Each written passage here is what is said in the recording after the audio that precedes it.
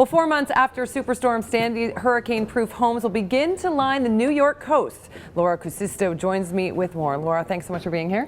You're welcome. So a lot of coastline is rebuilding, especially around New York. Breezy Point is one place that you're focusing on. Tell us what's going on in these communities.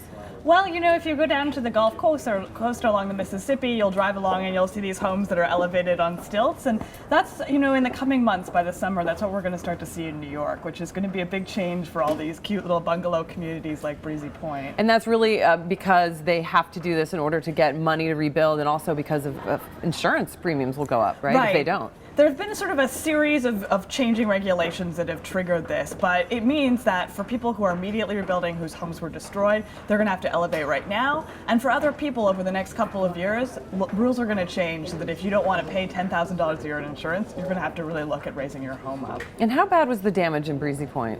The damage in Breezy Point was devastating. If you go there, there are houses that look like they've landed in Kansas or Land of Oz from Kansas, right. You know, overturned.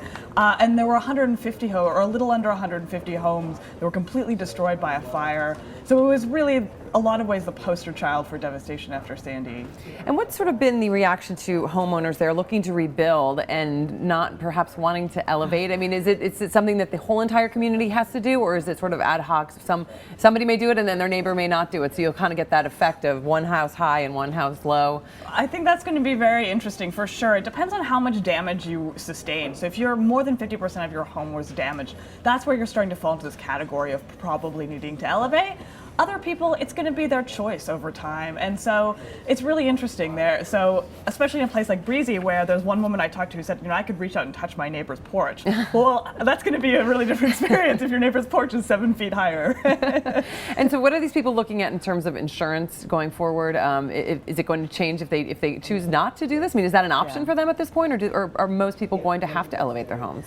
If you choose not to, if you're in that category of people whose home wasn't really destroyed by this storm and you choose not to, your premiums are probably going to go up about $10,000 a year, which is, you know, and up.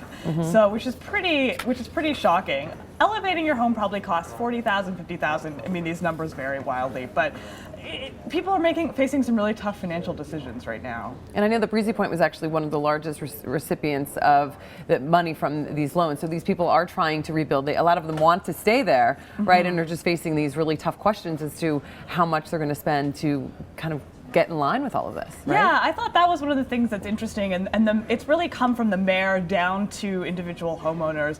Despite all these costs, despite, I think, the future risk to the city, people don't want to leave, which is very different than previous places where there were disasters. All right, well, thank you so much for bringing it to us. It's an interesting story, of course, to follow as people recover from Superstorm Sandy. We appreciate it.